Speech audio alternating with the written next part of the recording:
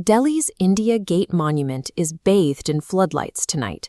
Security is tight because the National Security Conference Center right next door is hosting the country's top diplomats and generals. But there is an invisible threat ticking down beneath their feet.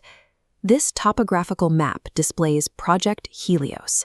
In exactly 47 minutes, 50 sleeper units hidden across the capital will receive an activation signal. When that timer hits 0, these nodes activate simultaneously. The blast radiuses expand and intersect, turning the entire city grid into an uncontrollable war zone. The only person who understands this network is Kabir. He is a super soldier whose mind was wiped and reprogrammed to turn him into a living weapon.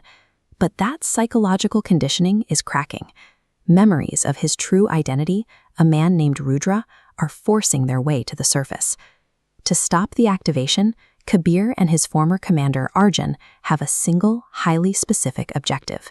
They must infiltrate the basement of the conference center and physically destroy the Helios server. They have under an hour. To stop a citywide massacre, a man programmed to be an unthinking machine has to rediscover his humanity. The front gates of the conference center are heavily fortified. You have silhouetted crowds providing cover, rooftop snipers scanning the perimeter, and high-alert paramilitary forces locking down the main entrance. A frontal assault is tactical suicide. Instead, the squad bypasses the heavy security entirely by targeting a blind spot, a dimly lit service entrance at the back of the building. Watch the physical execution. The squad breaches the alley and neutralizes the 2 armed guards in exactly 2 seconds, dropping them without a sound. That flawless robotic efficiency is exactly how Dr. Verma designed Kabir to fight. The programming suppressed human hesitation and replaced it with pure mechanical precision. The squad's physical conditioning easily secured the perimeter, but as they move past the heavy metal doors and head underground, they are walking into a space where physical strength will test the limits of psychological manipulation.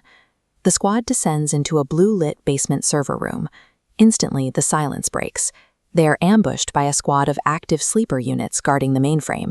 These courses operate differently than standard military. They fight as emotionless, fearless extensions of the building's security network.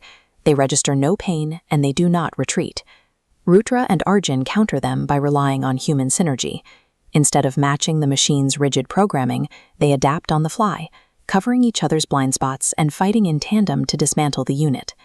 They clear the room and Vikram accesses the console to shut down the sleeper network. Then the screens flash red. The system executes a total lockdown, blocking any remote shutdown attempt. This schematic details the Deadman protocol protecting the server.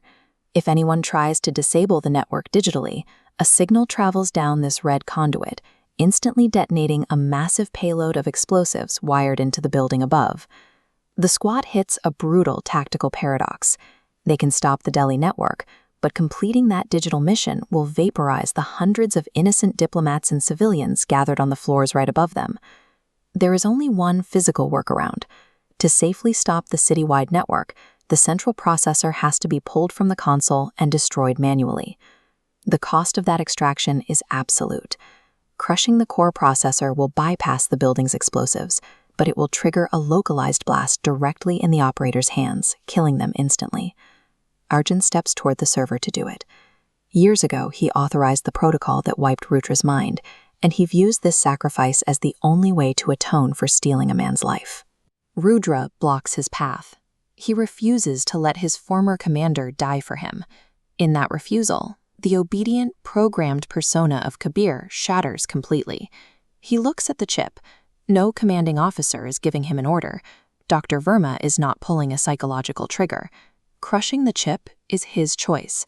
It is the first true act of absolute human free will he has exercised since his memory was erased. The localized blast destroys the network. The delegates upstairs survive, and the 50 sleeper units across Delhi go dark. The machine died in that basement, so the man could finally reclaim his name.